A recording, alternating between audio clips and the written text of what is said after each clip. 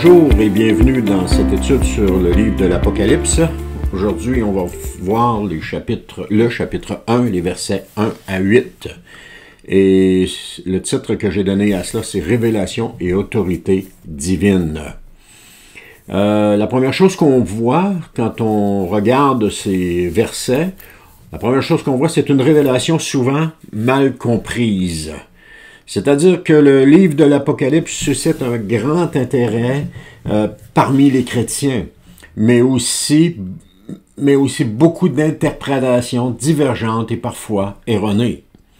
Certains le lisent comme un récit strictement littéral des événements futurs, tandis que d'autres y projettent des systèmes théologiques complexes comme le prétérisme ou le dispensationalisme.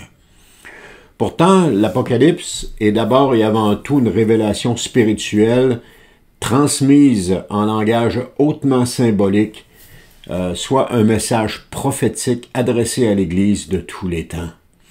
Elle n'est pas seulement destinée à informer, mais à réveiller.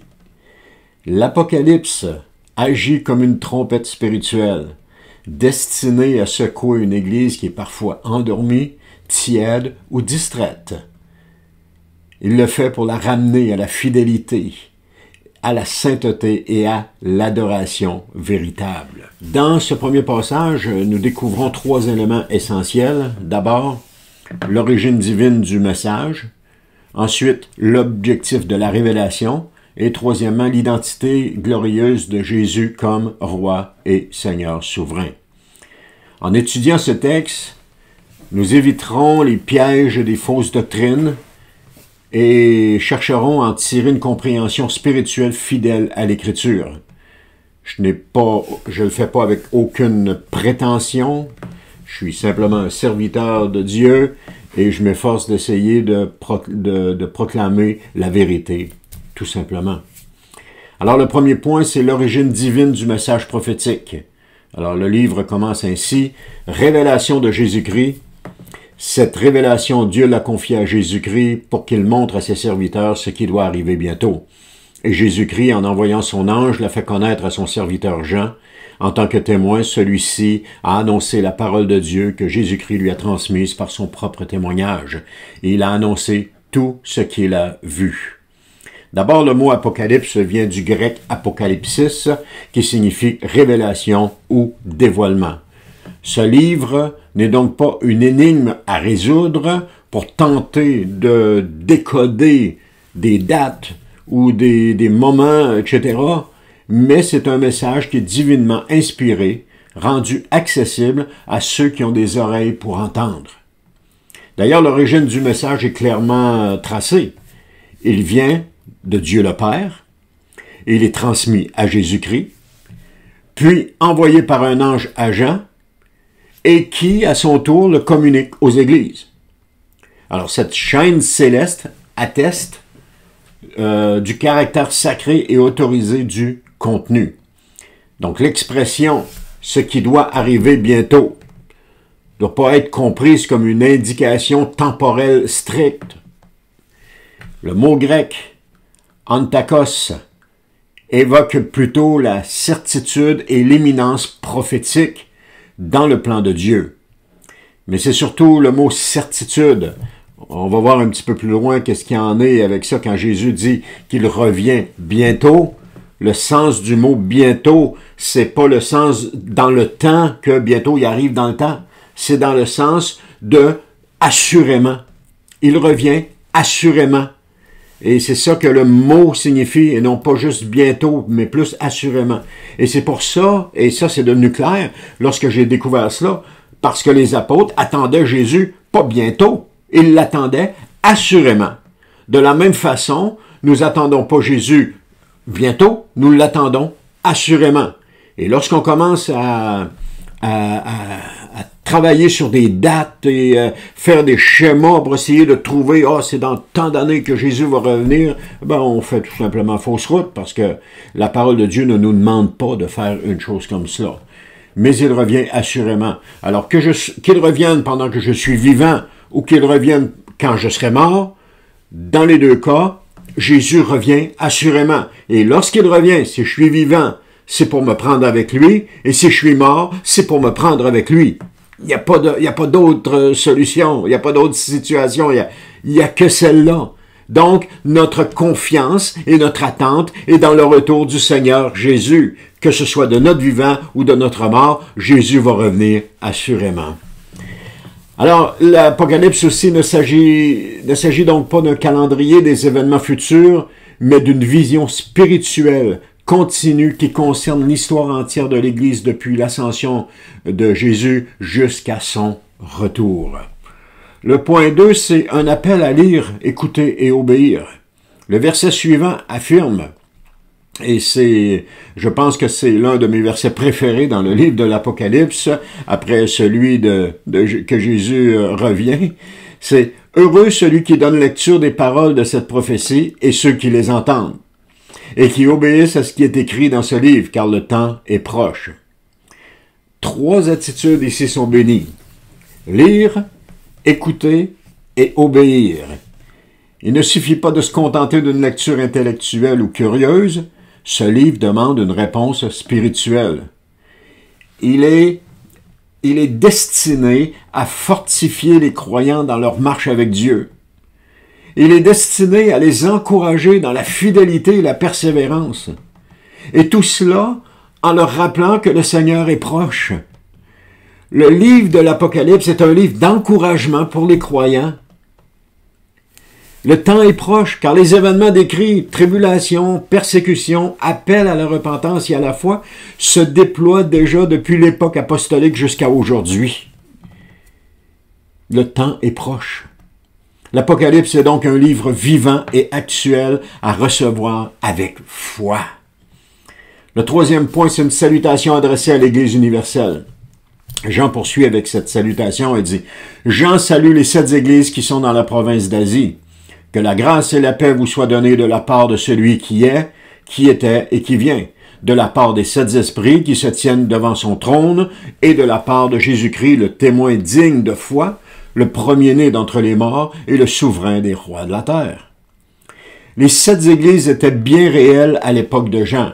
D'ailleurs, il a été demandé à Jean d'écrire le livre qu'on appelle le livre de l'Apocalypse, ou j'aime bien mieux le terme qui est utilisé en anglais, qui est révélation. Je pense que ça fait plus de sens, mais qu'importe.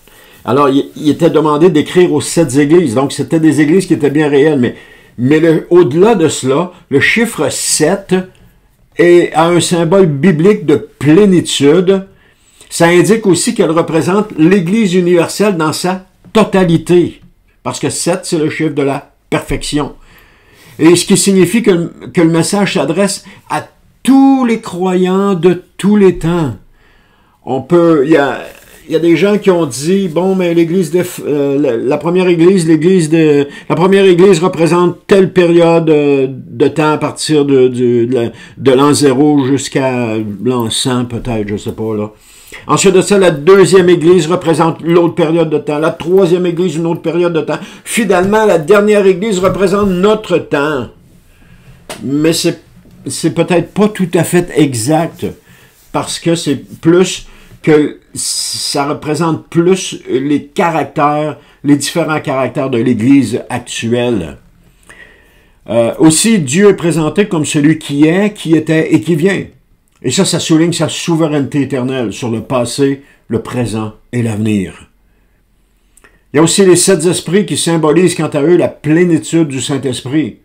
Et ça, c'est en accord avec Ésaïe 11.2. Vous pourrez aller le vérifier si vous voulez. Alors Jésus est proclamé comme le témoin fidèle, celui qui a parfaitement révélé le Père, nous dit Jean 14.9. Le premier-né d'entre les morts, c'est-à-dire le premier ressuscité avec un corps glorifié, et le souverain des rois de la terre, parce qu'aujourd'hui, il règne déjà. Il est assis à la droite de Dieu et il règne.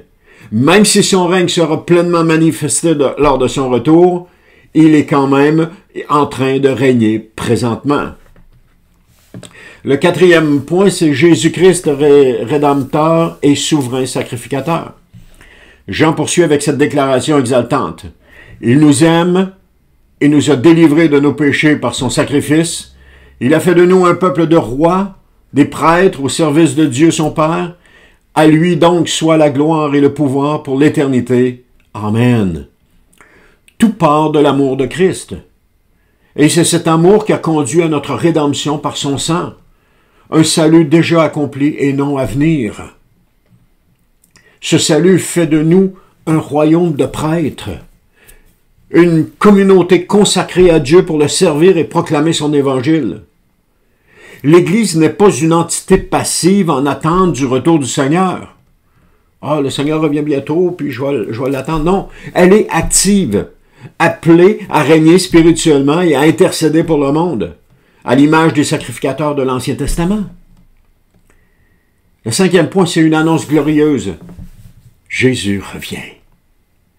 Enfin, Jean proclame, « Voici, il vient au milieu des nuées, et tout le monde le verra, même ceux qui l'ont transpercé, toutes les familles de la terre se lamenteront à cause de lui.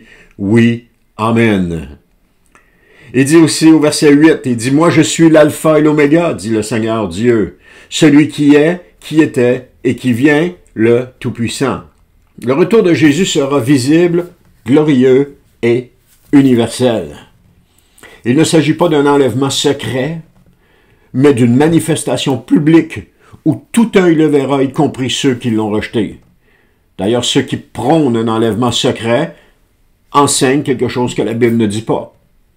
Ils prennent des versets, ils les sortent de leur contexte, ils leur font dire quelque chose que le verset ni le contexte ne dit. Le retour de Jésus, il n'y en a pas deux, il y en a un seul. Et ce retour va être un retour visible, glorieux et universel. Et comme ça nous dit, c'est public, tout œil le verra. Il revient sur les nuées en accomplissant les prophéties de Daniel 7,13 et de Matthieu 24,30. Mais aussi de Zacharie. Je n'ai pas la référence, mais de Zacharie. Jésus est l'alpha et l'oméga, le commencement et la fin, le Seigneur de toute l'histoire. Cette déclaration nous rappelle que toute chose trouve son origine et son accomplissement en lui.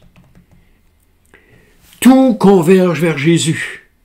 L'Ancien Testament, tout converge vers Jésus. Et le Tout-Puissant, il est le Tout-Puissant, rien ne lui échappe. Donc en conclusion, vivons comme des témoins fidèles. Le passage introductif du livre de l'Apocalypse nous enseigne des vérités fondamentales. Dieu règne souverainement sur l'histoire du monde.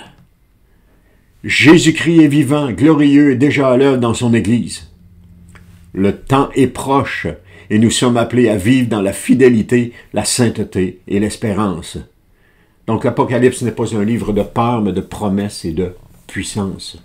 Il nous appelle à être des témoins fidèles, engagés dans notre foi, consacrés à Dieu et pleins d'espérance dans l'attente du retour glorieux de notre Seigneur. Et ma question aujourd'hui, c'est vivons-nous comme ceux qui ont entendu, compris et gardé cette révélation? Parce que ce texte ne nous invite pas à spéculer, mais plutôt à nous réveiller, à remettre nos cœurs en règle, parce que bientôt Jésus revient, à redécouvrir la grandeur de Jésus, à vivre pour sa gloire. L'Apocalypse, comme on vient de le voir, commence avec un message clair. Dieu règne, Jésus revient et l'Église doit se lever.